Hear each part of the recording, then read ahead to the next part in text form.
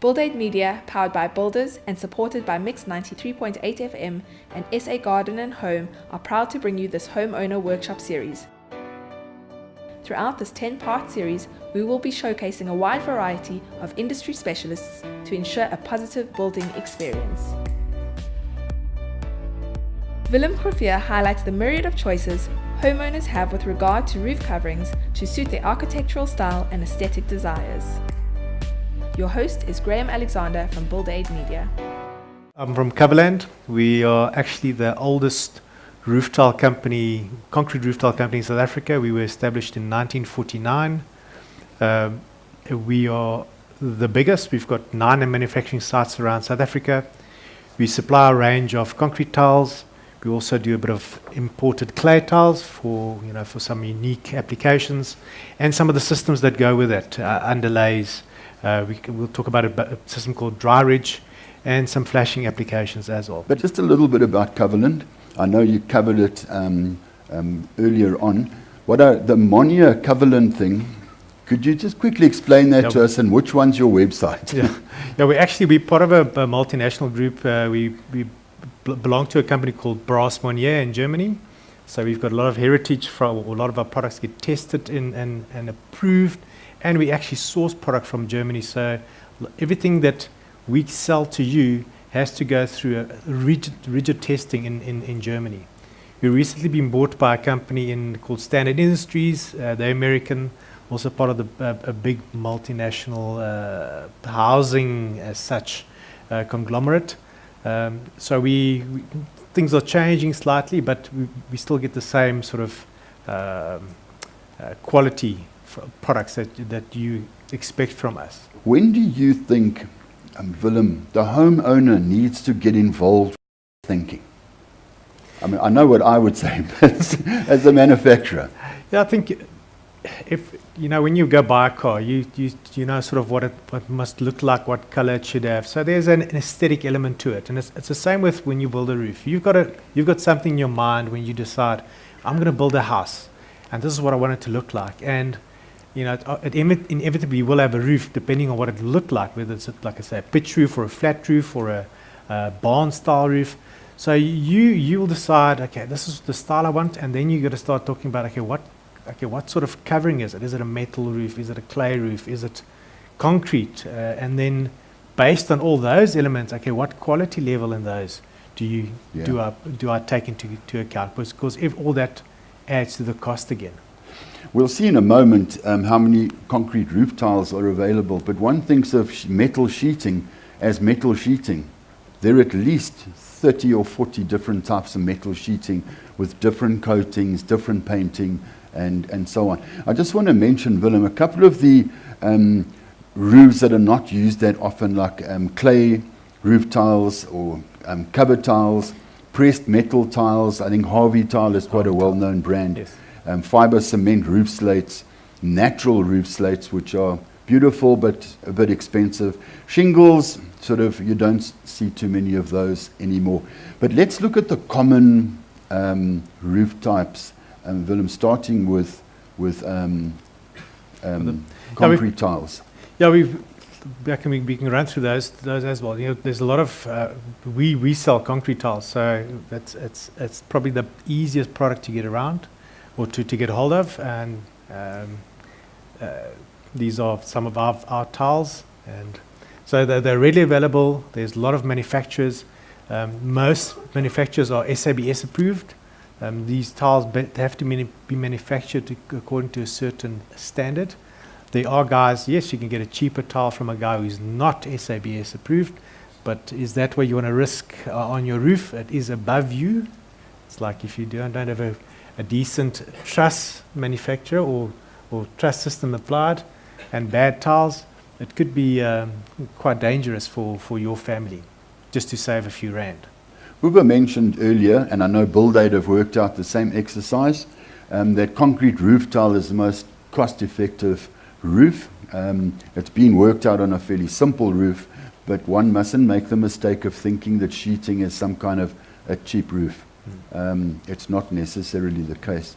Willem, there's a barn, farmhouse style, which has been very popular for the last sort of 5 to 10 years. Yeah.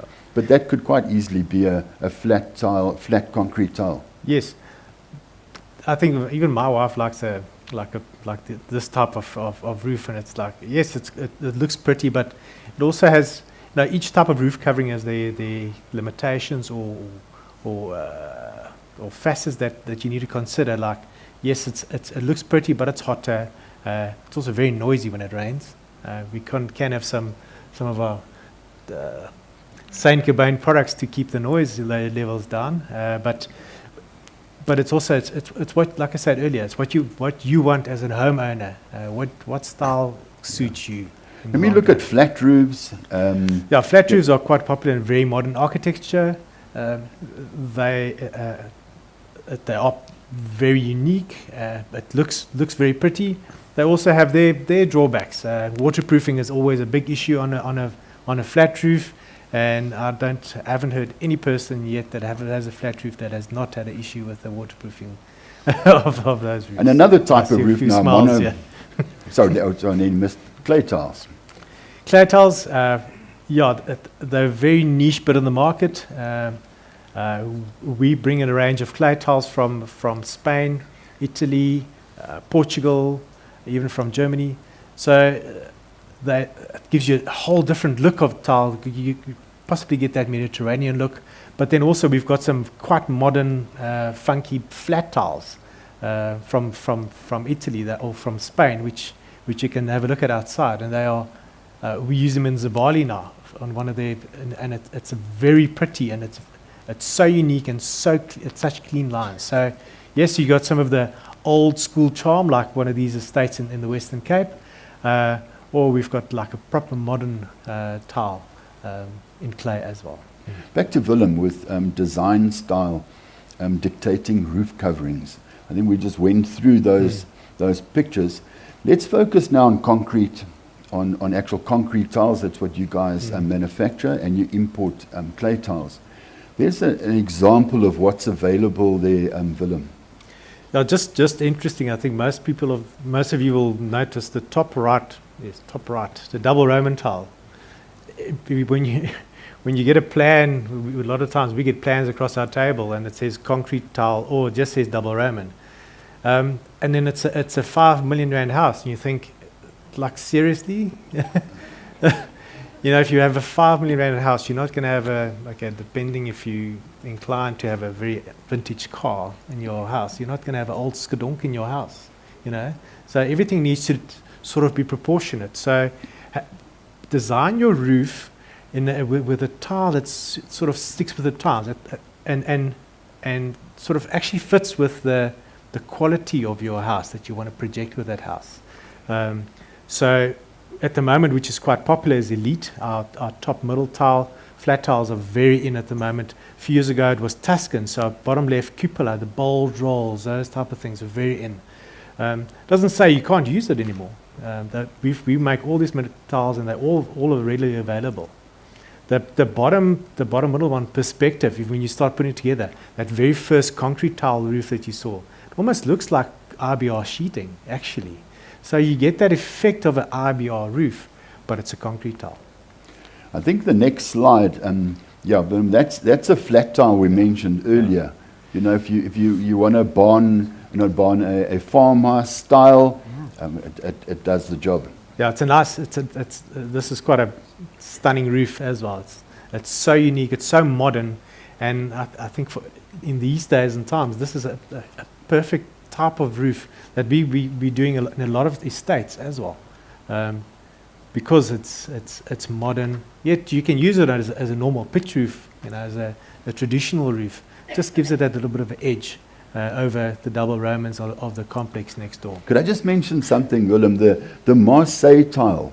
If you live in Rosebank, Parktown North, Parktown, etc., you probably have that tile on your roof. Yeah. So the good news is these guys can help you out. Yeah, we've got about 3 or 4 different sources in Europe that we can source these Marseille tiles.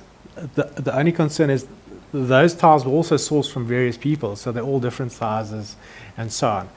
what we generally can do or what we suggest for consumers is that if you really need to renovate and you need quite a large amount, they might not fit. So what we always say is like take the new tiles and put them on the roadside where people can see the new side of the roof. Maybe replace the ridging and use the old tiles in the back. So you can, and in time then you can change the back end to the new tiles. Thereby you don't replace a whole roof with new tiles as such. So that's a way of getting around that situation. I think the next slide, Willem, just relates to coated tiles. Now what we're now doing as well is we pre-coat our tiles just to give it a bit more vibrant color. Sometimes your concrete tiles are a bit more dull. Now it's a costing as well. So we do offer a coated tile. This was an estate that burned down in the Eastern Cape with fires. It was all thatched, so they're redoing it, and this is all coated. So it just gives you also a bit more vibrant color. This is our Elite with a black coating on. Coverland also offers a couple of accessories, if you like. Radiant barriers. We have one of these workshops coming up in the next couple of months, talking about insulation, how to insulate a home. But Coverland do have a product. Yeah. So what we do with our Gyprock friends or Azaver's they do a lot of bulk insulation, and what we try to do is combine the two products from insulation point of view. With everybody who's building now will know your roof has to be insulated. So what we say is, yes, use a radiant barrier under your tiles or under your sheeting. What that does, any water that will come through, okay, firstly it insulates the roof because it reflects the heat out. So you only have like 3 to 5% heat traveling through to your roof space. A roof tile can heat up to 80 degrees in summer. So that's quite a lot of heat that goes into your roof. And most of you know how hot it is in your house in summer if it's not insulated properly. What we then say is to reach a relevant R value for that is use a combination of like the eyes of a bulk with the radiant barrier to reach your R value on your roof, because your radiant barrier is also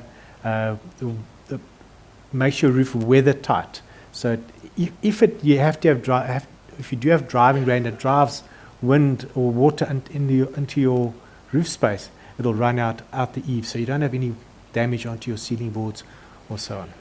If you have an existing home with a tiled roof, one of the really lousy things about it is that contractors generally put the ridging on with mortar, and they crack up and that. So on the next slide, we're hoping there's a picture of that. There we go. Yeah, so who's seen that? Yeah, that's like the common thing around, and it's sort of accepted. It's accepted that after a while you fix your ridge line, and that's what it looks like. But if you're paying all that money for a decent roof, this is not what it should look like, or it doesn't have to look like that. So we've got a system called dry ridge. You'll see there. Is that actually fixed? Yes, it is. It's a system called dry ridge. It's a peel and stick roll that goes in place of the mortar under the tiles. Your tiles are then mechanically fixed with a clip to a batten that's underneath the ridge line. So what you have is a clean ridge line. It just looks amazing. There's no more worrying about, okay, is it going to leak or not going to leak? If you have to fix a normal ridge line, you're going to pay 350 to 400 Rand per linear meter to fix. And if you've got a 100 meter ridge line to fix, that's a lot of money. And you're going to have to do it every now and again as well.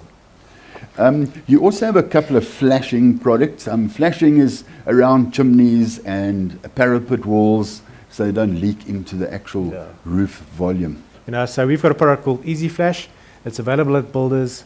I've got some brochures outside as well, and it costs a bit more, but it's a product developed in Germany, tested in Germany. It lasts for 15 years. Thanks for joining us. If you would like to watch any more of the workshops in the Homeowner series, follow the Buildaid YouTube channel or visit our website buildaid.co.za, where you can view a full range of our product offering. To book your seat at our next workshop, visit caxtonevents.co.za.